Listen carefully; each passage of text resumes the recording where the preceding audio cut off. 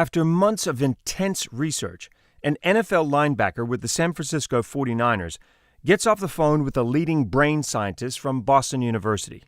His mind is made up. There is no doubt remaining.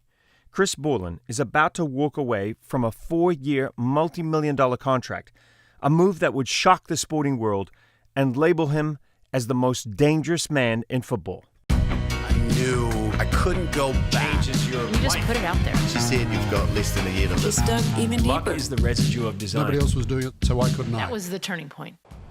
Welcome to the BUCKiT podcast with Phil Kogan. Every week I talk to mavericks, disruptors, and innovators. People who ditch the excuses, swerve off the predictable road, and epitomize what it means to tick it before you kick it. The sound. Just, when two guys that are 250 plus pounds run at full speed, that the sound of that collision, you can hear, 100,000 people can hear that. Linebacker Chris Borland, described as a heat-seeking missile, was selected in the third round of the 2014 NFL Draft for the San Francisco 49ers.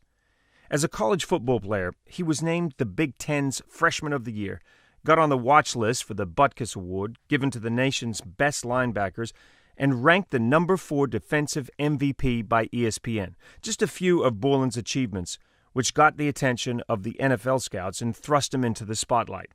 Yet just months after getting all-rookie honors for recording 107 tackles, a sack, 2 interceptions, and a fumble recovery for the 49ers, and with a stellar football career ahead for this 24-year-old, Chris Borland walked away from it all in March 2015, confident about the biggest decision he'd made in his life. This is his incredible story. Everything is rolling. All right, great. Everything is rolling. How long have you been in LA now? Just over 18 months. What do you think? What's your impression? It took some getting used to. Yeah. I grew up in the Midwest and lived in the Bay Area and Atlanta, so hadn't spent a whole lot of time in Southern California. But once you get adjusted, there's no place I'd rather be. I've become a Southern California cliché. I do yoga and go surfing, but I love it. I'm really enjoying LA. Kind of the antithesis of what we would think of when we think of a football player. Right? I mean, Yeah. When you were first starting out as a kid and you were playing football, did you ever imagine yourself living in Venice, surfing, doing yoga, meditating? Was that something that was on your mind at that time? Well, growing up in Dayton, Ohio, the surf isn't too good, so Yeah. never anticipated that. No. Had never heard of meditation growing up, or yoga really, and so living a wildly different life than I anticipated as a kid, but it's been great. I think those things are all wonderful to transition out of competitive sports, feeling refreshed physically and mentally, and enjoying that lifestyle. You still look like a football player. I mean, I know you're doing the yoga and the surfing and all of that, but you look like you're ready to run out onto the field. Like you've still got the build. Well, I think I was 11 pounds the day I was born. My dad was a college football player. You got the genes. There's nothing I can do to combat, being a stocky guy. But I am about 30 pounds lighter than when I played. I can't imagine how fierce you must have looked when you were playing. Maybe heavy, but I'm short. So coaches used to joke that I'm built like a fire hydrant. Yeah. It served me well on the field, but in life, I think it's there's no reason to carry around all that weight. So 30 pounds heavier would have had you at what weight then? About 245. And how tall? Do you mind me asking? No, just under 6 feet. Okay, Yeah.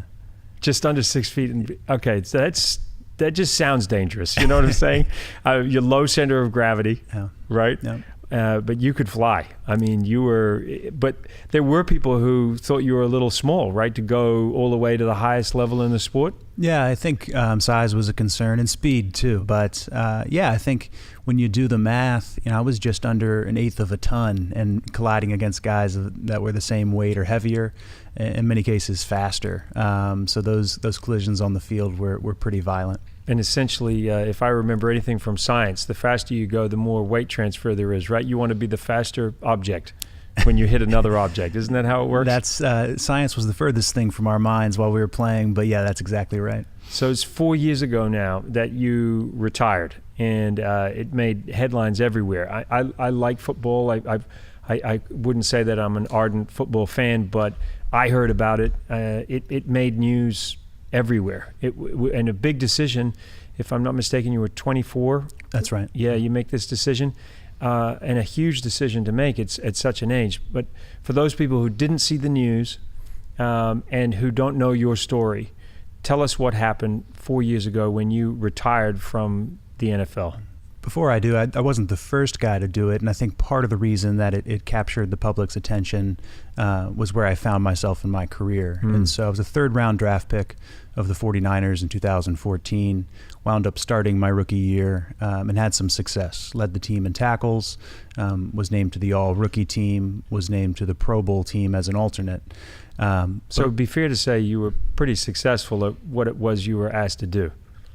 Yeah, it would be fair, not to be boastful, but it was some early success, and but all the while was looking into the science that had been coming out with former players and brain diseases and things of the like.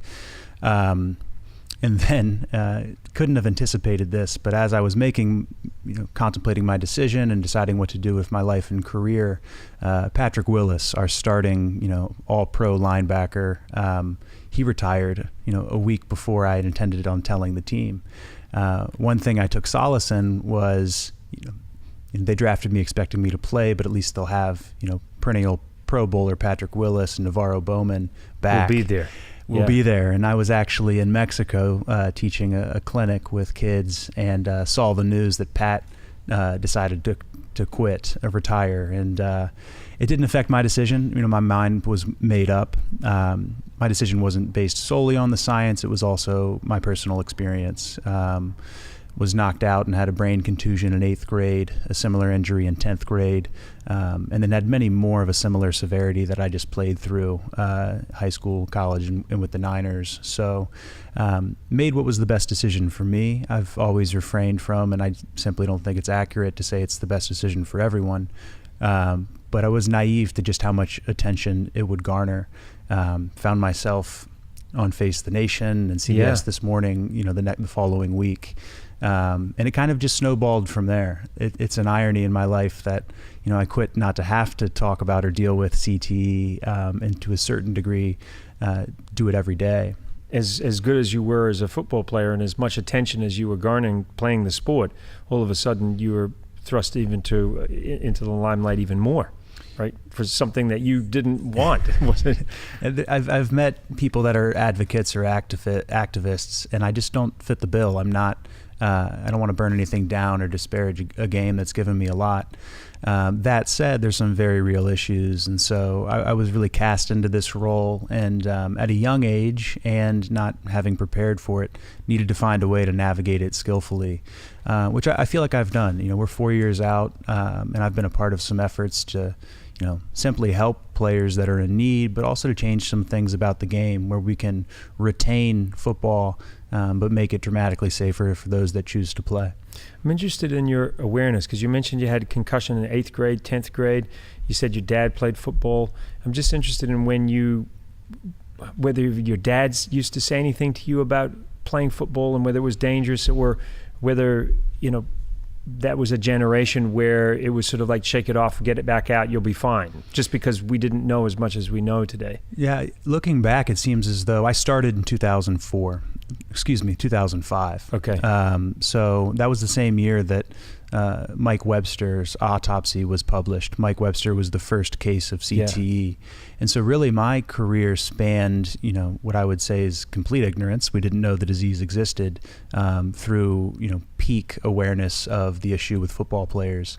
Prior to my senior year at Wisconsin, Junior Seau took his life. And that was the first instance I remember really being taken aback and thinking, whoa, here's a guy who's one of the all-time greats in the profession that I want to pursue. I was considering leaving after my junior year, and he did that, shooting himself in the chest to preserve his brain for study.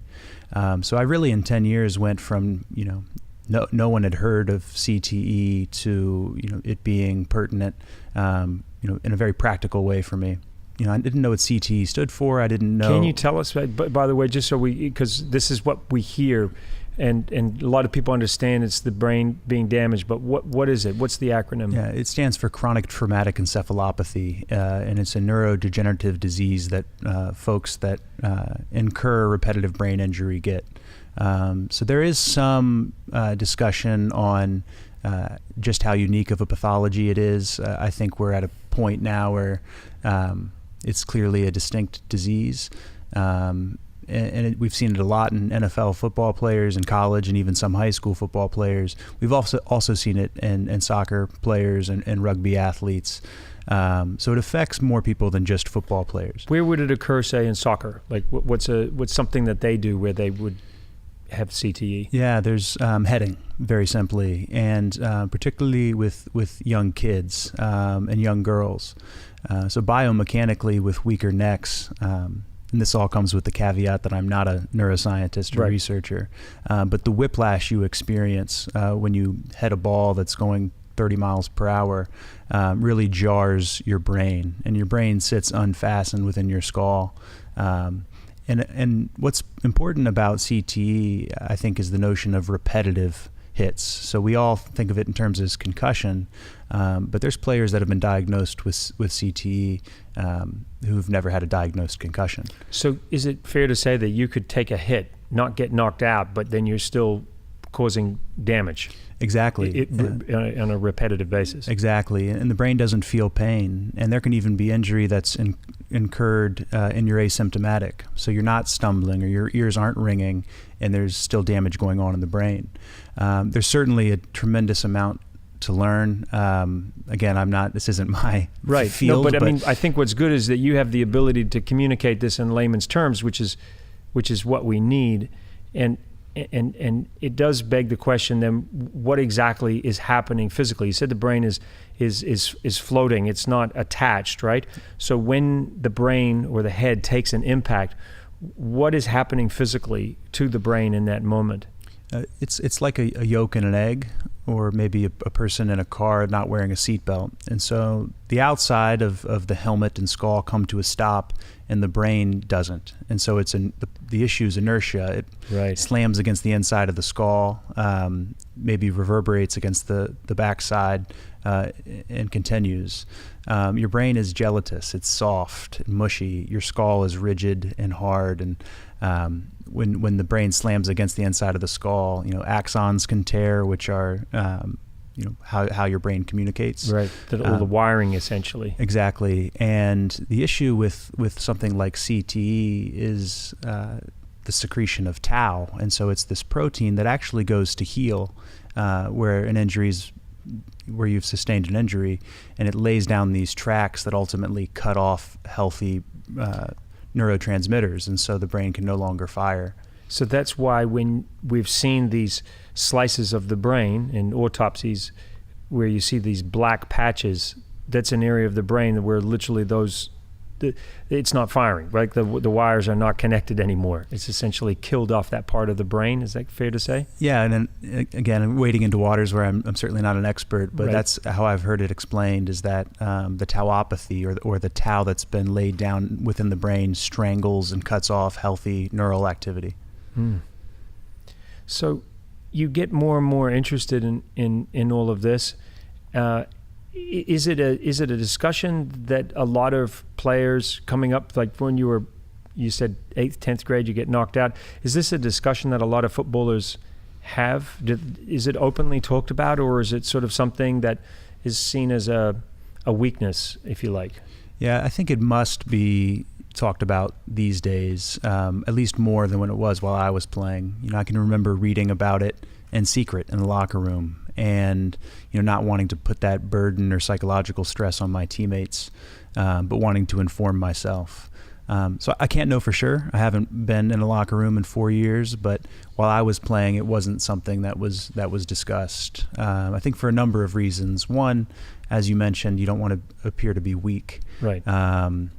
And secondly, there's a job at hand, and the biggest cliche in sports is you don't want to be a distraction. And you want to be a team player. You want to be a team player. And you don't want to be, seen to be the weakest link in the chain, right? Like, why are you drawing so much attention to yourself? Just get on and play. Exactly. And so much of that is cultural, but I think, at least in my case, a lot of it was internal. I believed in the ethos of those things and didn't want to be a distraction, didn't want to be a selfish player on a team. So kept it to myself. Thankfully had some great teammates that were you could confide in?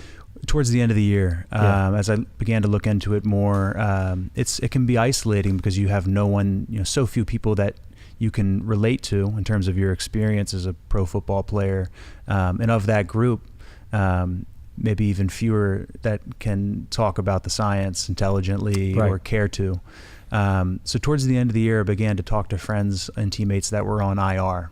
I didn't want to talk to active players just because, I knew what it was like to be researching a brain disease, Monday through Friday, and then Sunday going out on the field and making 15 tackles. And it was. And you were known for your tackles. I mean, you were racking them up. I had a good run there. I think part of that was them going after the rookie, but I'll take it. I think I answered the call. You certainly did. I mean, you only have to look at the statistics to see that you did. And I'm interested just in the pathway here now. So you're playing as a kid. You obviously have seen or know that your father's played, right? So what's the progression now out of school into college? Tell us about that transition. Yeah, I had such a charmed, childhood, but career in football. I'm one of 7 children in my family. I've got 5 brothers. They played? Everybody played in high school except for one. And all of my siblings except for one played a college sport. 2 of us played pro sports. Wow, so you got the genes. We grew up in a locker room, essentially. My sister's the oldest, and then it's 6 boys. So this was, talk about a culture where you don't want to appear weak. Tell us about this one particular play that got you a lot of attention. I think you kind of tried to fly. You didn't have a cape, but you were ready to take off. And it was in high school. It was in high school? It was in high school. Okay, so tell us about this play, because you got a lot of attention. I did. It was the first time that I'd ever, I grew up in a smallish suburb of a small Midwest town, and the 2 rival high schools, play the first game of the year, and the whole community comes out. It can be vicious. Those rivalries could be. It's called the Backyard Brawl, and so a big game that the community loves. And I don't remember when in the game it was, but our opponent was running a short yardage play to pick up a first down. And I played mostly offense, but it was a good athlete, so our coaches would kind of just throw me out on defense and, say either guard this player or find the ball. And on this particular play, they just ran what's called a dive, so just aiming to get that 1 yard on 3rd and short. And didn't really know what I was doing, but thought I could jump over the line. And it really just unfolded naturally. They handed it off. I jumped over our defensive line and offensive line and kind of grabbed the running back and realized in midair, the only way I'm going to bring him down is by doing a somersault, and brought him down, and they were stopped on 3rd down. So it also coincided with YouTube becoming popular. So you got attention, and then and was it sort of immediately, was that the trigger for people coming after you to start talking about college opportunities? Started to get some attention my sophomore year, and sat down with my dad who played college football. Where did he play? At Miami University in Ohio.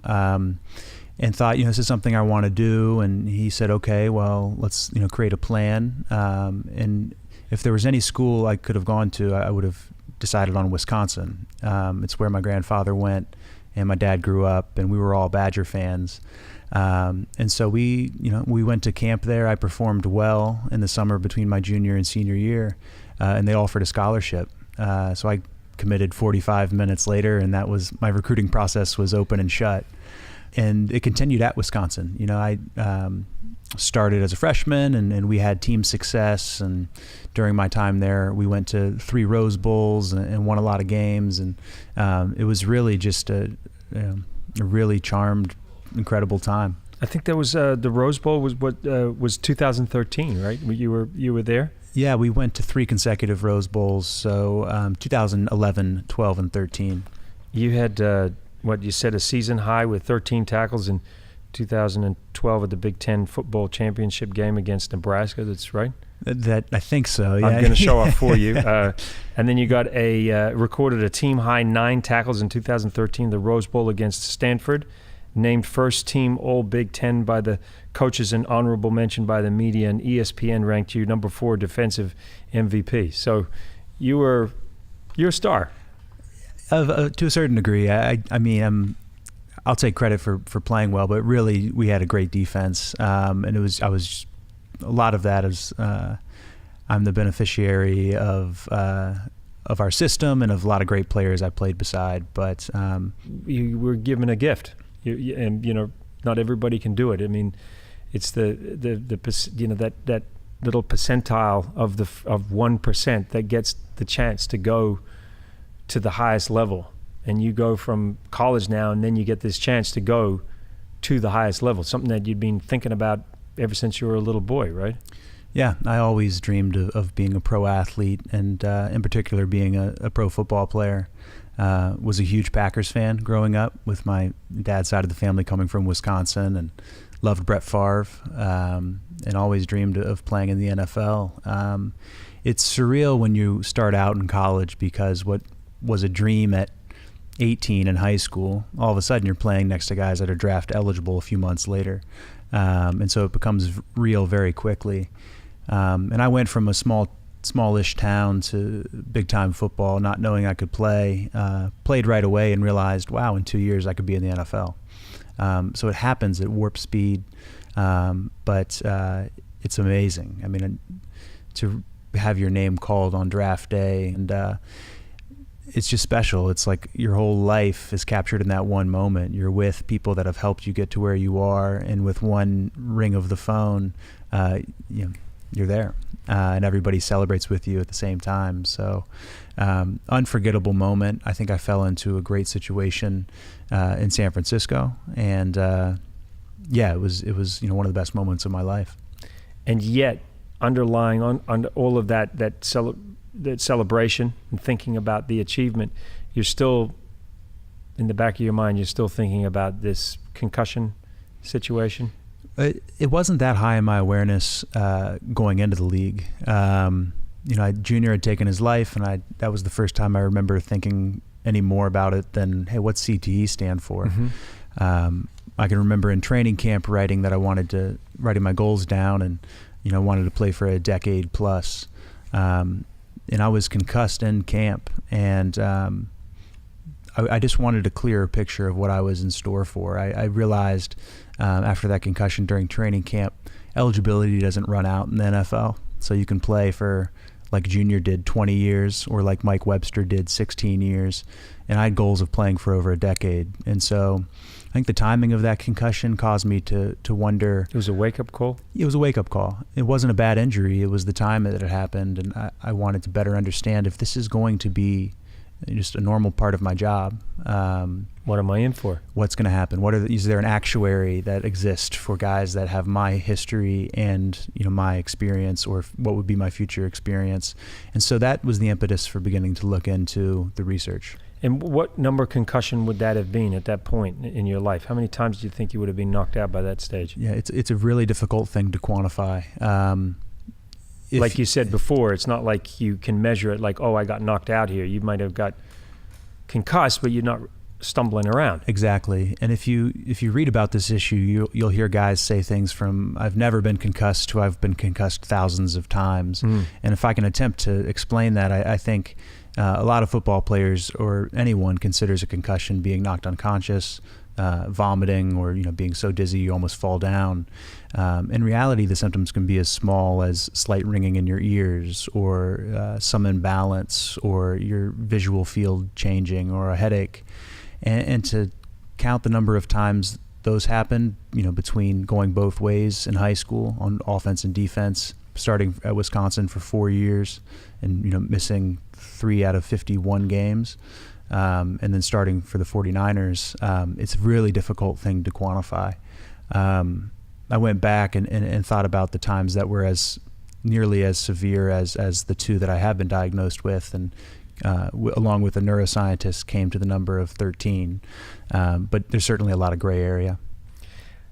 I saw my first NFL game on the frozen tundra, the field that you call the frozen tundra, right? Great place to see a first NFL game. Actually, our mutual friend, Kelly Call, set up an opportunity for me to go and see the game. And I got to see the game up close in a way that I'd never seen it before. Like I said to you, I played rugby, and early on in my career, I was on the sidelines running up and down, dragging the cable behind the cameraman. That was one of my first jobs at 18. So I've seen world-class rugby players in the All Black New Zealand national team. The difference between watching the physicality of a high-level rugby game compared to football, it just blew me away. Because even on TV, you cannot get a sense of the force between two human beings when they collide. It's as if you put on padding and you run into a brick wall. That's what it looks like to me and sounds like. And the groans and it gave me chills when I watched it. You're hitting on something that I think is really resonant, the sound. Just, when two guys that are 250 plus pounds run at full speed, the sound of that collision, you can hear, 100,000 people can hear that. Yeah. Loud. It's so loud. And I'm with you. After I quit, I took some time off football, 4 months, and was invited back to, I had friends that were coaching at Oregon State, and they invited me to their spring game. And I was on the sidelines for the first time since my last game and couldn't believe the speed and size and power of what's an average college football team. You were seeing it almost like the first time because you were desensitized when you were playing, right? You didn't know exactly what you were, in a way, you didn't realize just how crazy it was when you were in it. Oh, exactly. You're pumped up, you're full of adrenaline. I'll watch highlights or see, rarely, but sometimes see live action, and it's amazing. I don't think it's unique to football. I've had conversations with other athletes that get, after they're retired, go back and watch their sport, and they realize how was I really that good? Like, was I really that fast? And so it's universal, but I think the violence is even more. It's even more incredible because you don't see that anywhere other than a football field. Hopefully. I've heard people say, because I used to play rugby, I'm a big rugby fan. Oh, rugby, it looks so much tougher because they're not wearing any pads. But I have to remind them that when you've got no protection, there's this sense of self-preservation. You keep your head out of the way in a tackle. You tackle a certain way. If you remember the coach of the Seattle team, Pete Carroll was teaching his players how to tackle like rugby players, to keep their head out of the way, to protect themselves, right? But I have to remind them that in rugby, you don't touch anybody who doesn't have the ball. Yeah. So the number of hits that you're going through in a game compared to football, where it's just this repetitive hit after hit after hit. Yeah, I think that's a great point. And another difference too, oftentimes you'll hear people say, well, if you took the helmets off, football players would no longer have this false sense of security and wouldn't lead with their head. I've heard that. I've heard people say that. I think it's a good idea, but where the rub is that football is a different game spatially than rugby. Like my play in high school, it was 3rd and 1, and 22 men were fighting for an inch. Smaller field too. People don't realize it. And you can't go backwards or sideways. So it's all about forward and backward. And so when if you and I were to meet in a small space at a high speed, it doesn't exactly matter where I put my head. We're meeting in a space smaller than a phone booth. Still that force being transferred. Exactly, and so it's inertia is still at play. So I think efforts like the hawk tackling, it's called, the rugby style tackling in football are well intentioned, but I think it's a fool's errand in terms of eradicating brain injury from football. Yeah, you've said. You've talked about just what it's like when two players are hitting each other, and you said when they hit against each other, it's the equivalent of 20 Gs. Is that correct? With two people hitting together? Yeah, it's a range, but it can be that high or higher. And it would be like driving your car 35 miles an hour into a brick wall, mm-hmm. and then you're doing that upwards of 1,500. A player would be doing that upwards of 1,500 times a year. And I mean, think about going into a brick wall at 35 miles an hour once in a year. You'd be like, man, I need a drink. Yeah, you yeah, know? yeah. But this is something that people are doing just again and again, which speaks to your point. It's the accumulation of damage, right? Yeah, Mike Webster famously said when they saw scans of his brain, have you ever been in a car wreck? And he joked darkly, thousands. And so it's a stark reality. I think if I can try to strike a more hopeful tone, the NFL, there's no hitting in the off season anymore. There's only less than one contact practice per week throughout the season. So we can begin to lower just the number of times you're in those collisions. Unfortunately, such measures don't exist at the college or youth level. So when we talk about, making the game safer, usually folks talk about what's going on between the lines. But there's simple measures like retooling practice to remove contact that we could do to protect, kids coming up. At the end of the day, it's a violent game, and that's what transpires on the field. I loved it, and if I don't contract a brain disease in my life, it was certainly worth it. But we can do a lot more to help folks coming up. Can you take us to the night before you make this big decision? Because one of the things that I find so amazing about your story is just that at 24 years old, with a signing bonus, with a huge salary, with having achieved a dream, a childhood dream, you get to the pinnacle of your sport, you're now on the verge of announcing to the world that you are going to make a decision that you believe is the right decision. Again, nothing against football, but you just think this is the right decision for me. And I'm just wondering what that night before the announcement was like for you. I think I'd actually done all of the heavy lifting prior to the night before the decision. Coming from a big family and a close-knit group of friends, who helped me get to where I was, who I love deeply, I had to break the news 15 Step by times step. over. Yeah.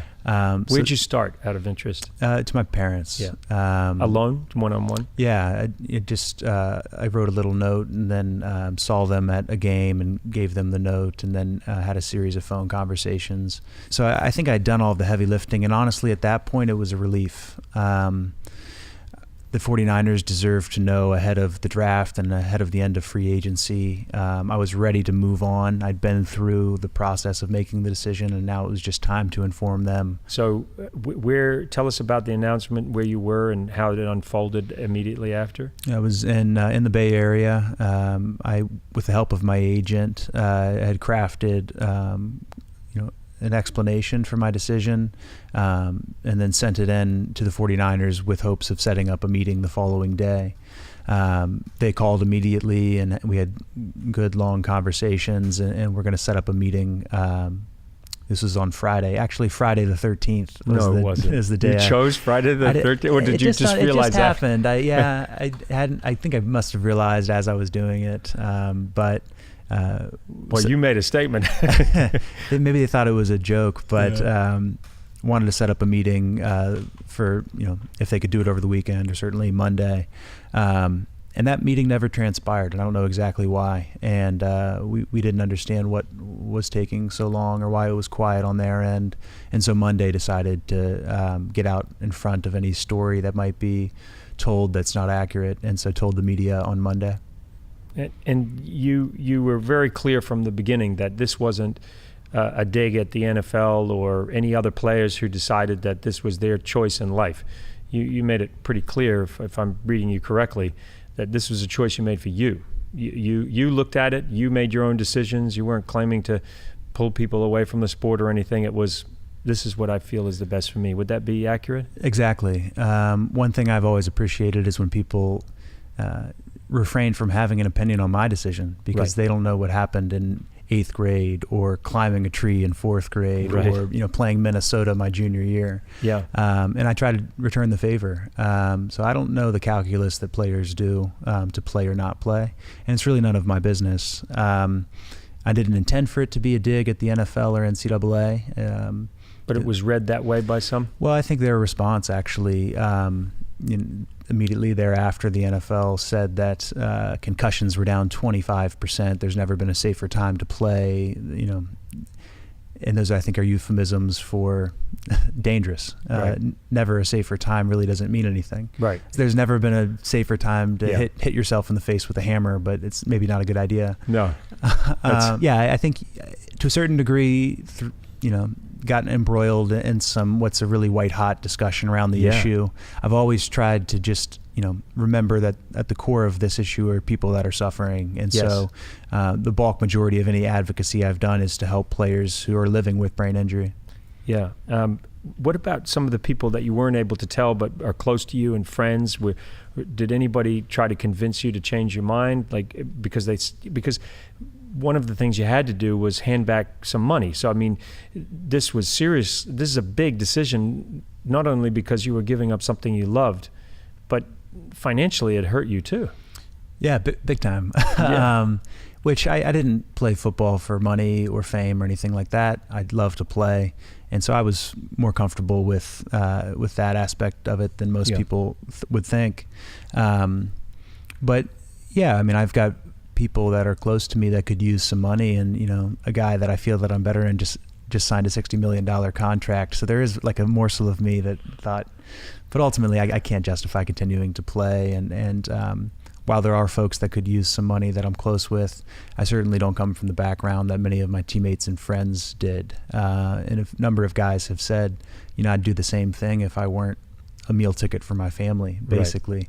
And so I respect that. That must be heartbreaking when you know that, right? That they're maybe in a different place in terms of what decision they can make in life. Yeah, I know it is, and it's more a commentary on class and race and other things than it is on health or sport. But it's kind of the elephant in the room, I think. In terms of guys needing a way out and choosing sports as a way out. Did it hurt you, or were you able to shelter yourself from some of the more hurtful things that were said in the media? I mean, when ESPN said you were the most dangerous man in football, and people were just taking a side, what was that like? You're 24 years old. You're not that much older now, but that's a lot to handle at 24. It was, yeah. I'm thankful to have a close-knit family and group of friends. I didn't put much stake in public opinion ever. There's a cliche that coaches would always say is you're never as good or bad as people think you are. And I took that to heart. Unfortunately, the conversation around the issue is often binary, and in reality it's really nuanced. And so I get, ESPN needs to sell papers or magazines. I don't feel that I'm the most dangerous man in football. I am not even anti-football. I'm pro-information and personal autonomy and making decisions. So it's just the climate we're in. I don't think it's unique to my decision or football. I think people like to get on social media or get on stage and kind of yell at each other for 30 minutes and call it a TV show or a smart piece. But that's not my bag. Is there enough information out there, do you think, for players, coaches, parents? Is it easily accessible, all this information that you've dug up? I mean, is there a place that people can go to learn more? Yeah, it's so complicated, unfortunately. And so the short answer is that I'd say no, there's not a single place to get informed. There's a number of good resources, and I'm actually in the process of doing some projects in the media that will have what we hope to be kind of a clearinghouse of information attached to it. So no single entity, no nonprofit or research group, but just kind of everyone that's doing the work, who's funding their work, and even globally. There's some great traumatic brain injury research going on in Sweden, and you'll hear a different tone from a country that doesn't have football as their main funder of neuroscience research or the Department of Defense. So just creating that, I think, is important. It can be done. I think I'm emblematic of the fact that you can become informed, but it's not easy, and that's unfortunate. You said that the NFL commissioned actuaries to estimate how many NFL veterans would have brain damage, and the number they came up with was 3 out of 10. So you're saying if you turn on a game, a third of the guys are going to have brain damage in their life, and that was just something for you that really, you're close to these players. You care. I can tell you care about your family. You care about your friends and fellow players, and that was just too much to handle, right? Yeah, I'm not on a soapbox or any moralizing position. For me, that's not, I can be entertained or make a living without without brain damage being a part of it. But I think there are players that have just a different approach to life. I've got friends that are active players that say the money and lifestyle and my passion for playing are worth rolling the dice on those figures, which I respect. I just feel participation or support of football shouldn't be a matter of facts and alternative facts. It should be a matter of personal philosophy. So is there something that could be done? I mean, let's say you were the NFL commissioner, you could be in charge of the game. Can the game be re-engineered to be a safe game, a game that you would have your kid play? Or do you feel that it's just so inherently dangerous there's really nothing that can be done? I think. I mean, that's a big question, no, but it is, and it's a fair one. I think there is actually, it's not quite A or B. are there dramatic ways, do you think, that the game could be safer? Yes. So I think one approach is just realizing that for over 95% of people that ever don pads, you don't play beyond high school. And so if I did not realize that. And so if we could retool the youth game, and I've been a part of a few efforts to delay entry into contact football. Flag football is the highest growing and it's a great way to build your skills too. Exactly. It's better cardiovascularly. It's better for hand-eye coordination. It's a shame that it's sometimes a defense of people that are against waiting to play tackle until later. They'll say, well, for bigger kids, they need a sport that they can play. I was 11 pounds the day I was born. I was always a big kid. I don't think very few people are relegated to a size where they couldn't play basketball or other sports or flag football. If we started tackle in ninth grade, let's say, their exposure goes from, right now you can start it as young as 5 years old. So if you don't play beyond high school, there's kids now that could play 13 or 14 years of contact football, and that's more than enough to incur some of these emotional disturbances or cognitive impairments long term. Can I just ask, are kids more susceptible to damage with these hits because their brain's still developing? Like, is it worse to get a concussion at say 12 than it is when you're 22? The brain's still developing for men until mid-20s. I don't know I'm not a neuroscientist, but I've heard that stated, and I mean, just intuitively, it seems like a bad idea to damage a developing brain. But if we could again try to be hopeful here, I just it's not my nature to be so dour.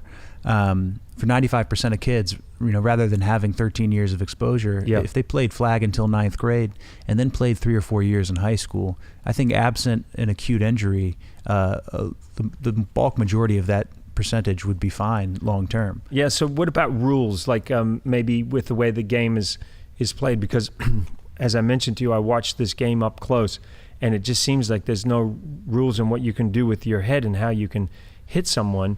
But then I imagine too that for spectators who love that aggressive part of the sport, they wouldn't want that taken away. Yeah, I think out of respect for fans, but also players, sometimes people are surprised when I say this, but in addition to working in mental health and working with players with issues, I'm still a linebacker at heart too, and sometimes I think some of these rule changes pass the buck to players. I know guys that have been fined, thousands of dollars for a hit that was used in promotion of the next week's game. It's kind of bad. You're handcuffed at that point as a player. What should I do? But you're so right. It's like the very thing that they say people shouldn't be doing. They're the things that make the highlight reels, and then people go, "Oh, I really like that player because he plays so aggressively." And there's no louder roar than a big hit. And it's what separates football from other sports. And so I'm not. I think within the lines, it's about as safe as it can be. I think they've done a good job with targeting rules and things of that nature. The concern is those accumulation of subconcussive hits. So I'm a fan of retooling things outside the lines, less hitting in the off season, less hitting growing up.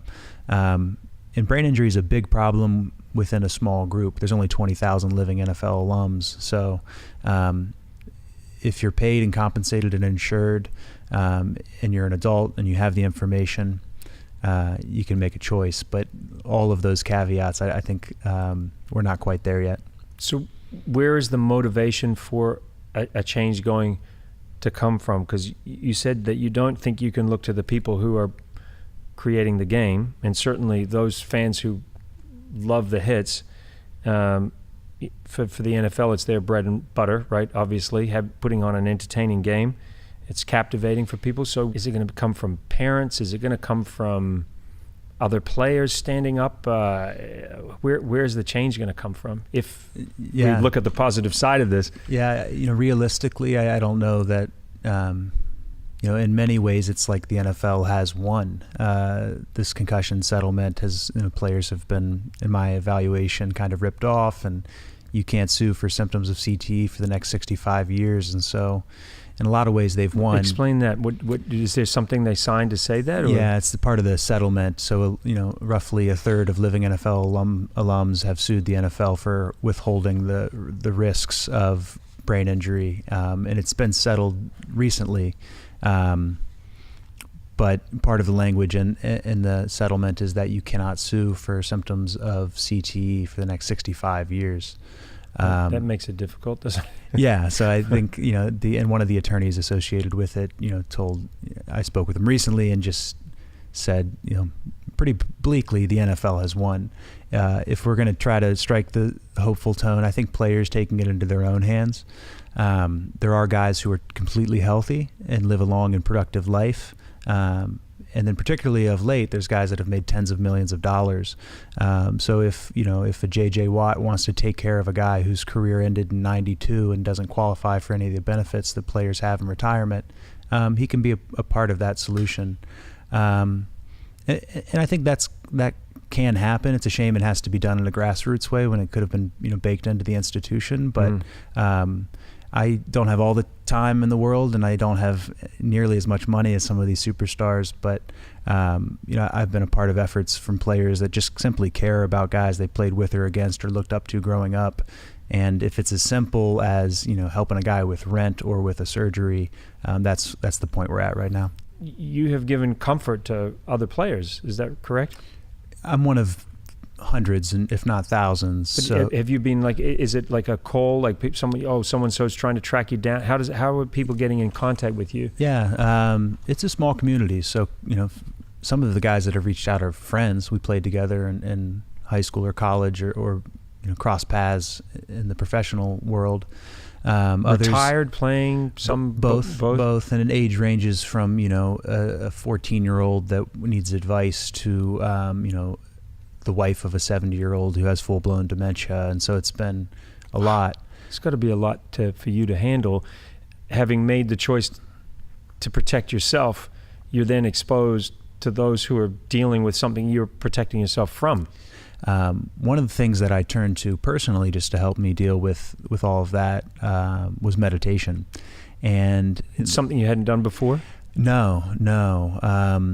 And it helped me deal with kind of that distress of trying to do a lot of things for a lot of people things that really just couldn't be done. How did you find that? How did that come into your life? It was a happenstance. So my brother-in-law shared a book I've always loved to read, and it was Zen Mind, Beginner's Mind, which is about the man that brought Zen Buddhism to the West. Mm-hmm.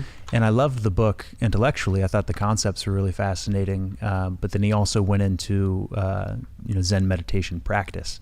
And I began to do it, and it kind of helped me deal with this firestorm I was in with, at the time, the media and with, players that needed help. One of the stressful things in my life was trying to find something efficacious to help former players. And here I'd started this practice, and it was helping me.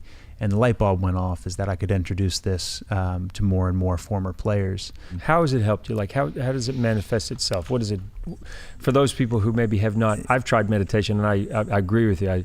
I think it's amazing. But for you, how did it help you? Well, it helped me in the same way that ultimately it helped the players that we did a pilot study with. I think it helped me really at that time separate the signal from the noise. And so I had, reason to be concerned in terms of brain injury. I had stressful things to deal with in terms of obligations. You certainly created a lot of noise. And I created a lot of noise. But there was all of this, anxious thoughts about things I needed to do, or rumination about something that went a certain way that I couldn't change. And so I would be riding out this cycle of stress almost at all times. Yeah. And, a daily practice really helped me quell that. And, not that life wasn't still stressful or whatever, but I felt like I could navigate it more smoothly. So it turns out, and it seems like another synchronicity that just was unfolded in a really beautiful way. One of the pioneers in studying the neuroscience of meditation was a researcher at the University of Wisconsin. There goes to Wisconsin. That's right. Every time you meet someone from Wisconsin, they always talk about how, they met someone else from Wisconsin. And they 88 square acres surrounded by reality. That's what they call Madison. But it was amazing. His name's Richard Davidson. He goes by Richie.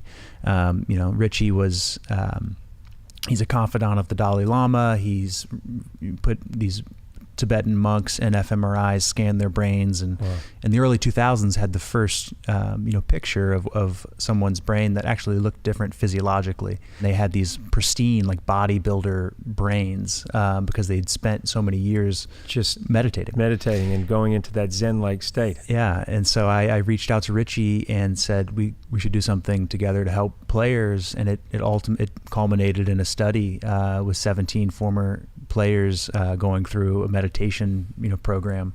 You stumbled on something good, and it was amazing. Yeah, it was most of the guys had never heard of, certainly never practiced meditation, and within really our first session took to it, and still get emails and things from the guys about just had a good sit, meditation sit, or feeling good, or hope you're well. And I think it's great that something I can see it makes you smile. Yeah, it's great that something like that can come from what's a hard situation. Now, what we said, it's 4 years. 4 years. 4 years. Yeah. So, how would you describe your life now? You mentioned you surf. You mentioned you meditate. How do you describe yourself to people? You're obviously not running out onto the football field now, but what does your life entail? Yeah, I think the meditation piece is huge. So I teach through a program called Search Inside Yourself. So that is your job? It was founded that's at Google. What you call yourself, a meditation teacher? Or? That's on the side. So I'm part of something that's just getting started in the media. Kind of a secret project? It's not yet public. I wish this interview was in a month, because I'd regale you with all the tales. You can tease it. You can tease us with something that you've got something exciting coming up? I do. So Great. It's athlete and artist storytelling, going deep on issues that don't always get play, in a unique way. Sounds really cool. I'm really excited about it. And so that's getting underway. I teach with Search Inside Yourself on the side, and then still do some advocacy with former NFL players and with veterans. So if a young football player is listening to this, and hears your story and the journey you've taken, what do you say to them? Is it know what you're into? Is that the best advice you can give them? Let them make their own decision? What would you say to them? Yeah, I would encourage them to wait to play tackle until high school. And then while understanding, I grew up in football-crazed Southwest Ohio, and so I understand just how much people love it and passion. All of the, disincentives to report injury. But I'd tell a kid, just remember the big picture. Don't, sacrifice because you want to play through an injury in one game in high school, what might be, the next 60 years. So I, wait and keep perspective would be my advice. And dig into some research like you do would be good, right? Yeah. To know what you're into. I certainly encourage kids to read up as much as they could. There's, Concussion Legacy Foundation is a good resource. The Mayo Clinic has done some research, a few other places, but realistically, I think just simply waiting and then taking control of your life. Don't let a coach or screaming fans or or even a parent or your peers or your parent put you in a bad position. So, I mean, your life story is incredible. You've taken a lot of different turns in your life. One drastic one about 4 years ago. Where will you be in, say, another 24 years? Where do you see yourself? Are you just going to freelance it, or do you have sort of a clear path ahead that you see yourself taking? It's not quite clear. I really have enjoyed this work in storytelling that we're doing with this venture that'll be public soon. Yeah, can't wait to hear about it. and I've also enjoyed, and personally it's meaningful, the meditation work. So I think I'll always do those two things. And I'm really interested in the brain, and so don't have the time now, but if a degree in neuroscience down the road might make sense. How fantastic. Yeah. You're quite a human being. Likewise, I've I've been a fan for a long time, and I'm thankful you had me on. Yeah, well, I feel like you should be lining up for the Amazing Race with somebody. Maybe one of your brothers. Where to sign up? I think you get out there and crush it. I had a brother try out years ago. Really? Yeah. He didn't make it, but yeah. So I end with a couple of questions, and the first one is, if you were going to take a road trip across America, and you could take anybody from any time in the car with you. Oh wow. Who you might take? I'm guessing. Wild guess, Vince Lombardi would be in the car with you. I'm just guessing. He's certainly up there. I mean, he's a legend, but you pick your own people. Maybe you want the Dalai Lama instead. I don't know. I'll do our Americana Dalai Lama, John Prine. Go on a road trip with John Prine. Nice, and you got to pick 2 more people. 2 more? Yeah. Ooh. And you could even put someone in the boot. All right. Bill Walton. Ah, yeah. You know he rides a bicycle, and I saw that bicycle. And the top tube is about that high off the ground. I believe it. Oh my goodness, that guy. So John Prine and Bill Walton, and I'm going to break your rule because I don't think there's enough oxygen for anybody after John Prine and Bill Walton. You're going to say with 2? So I'll say sorry, third person. Well, it's taken. Yeah, well, listen, Bill's going to take up the whole back seat. That's right. There's no room for anybody else. You'll have to understand. And John's guitar will be in the front. So yeah. You're good. That's a great car ride. Yeah. And then your last day on Earth, if you were to plan your last day on Earth, where would you want to be? What would you want to be doing? A party on the beach with my family and close friends, and just kind of do nothing all day together on the beach. Let the sun set. Yeah. All right. Thank you so Beautiful. much for talking to me. Phil. Yeah, I really appreciate it. Thank you. Yeah, thank you so much. It's just fun. So interesting. Great meeting you. Yeah. I hope you enjoyed today's podcast. To see more great interviews, go to philkogan.com and subscribe to BUCKiT with Phil Kogan wherever you get your podcasts. Please consider rating and reviewing us. And follow BUCKiT, that's BUCKiT with an IT, on Instagram and Facebook. Also, follow me on Twitter @PhilKogan. See you soon.